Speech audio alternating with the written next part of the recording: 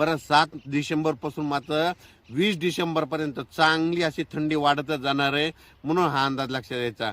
ज्यांच्याकडं हरभरा असेल तर तुम्ही त्या हरभऱ्याला पाणी देऊ शकता, त्याच्यानंतर त्याला फवारणी देखील करू शकता. कारण की वातावरणामध्ये धुई असल्यामुळं त्याच्यामुळे फटका बसतो, म्हणून वेलवर्गीयवाल्यासाठी आबाळ चांगला असतं, ऊस उगवण्यासाठी आबाळ चांगला असतं.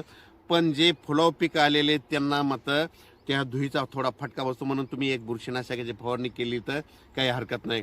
पण राज्यात मात्र सध्या सांगायचं झालं तर पूर्व विदर्भ, पश्चिम विदर्भ, दक्षिण महाराष्ट्र, उत्तर महाराष्ट्र, कोकणपट्टी, खानदेश सगळीकडं आता जवळपास आज आणि उद्याचे दिवसच ढगाळ वातावरण राहणार आहे. असं वाटेल पाऊसच येतो की काय, पण पाऊस काही येणार नाही. म्हणजे उद्या 7 डिसेंबर 2025 पासून ते 20 डिसेंबरपर्यंत चांगली थंडीची लाट येणार आहे, म्हणून हा अंदाज लक्षात घ्यायचा.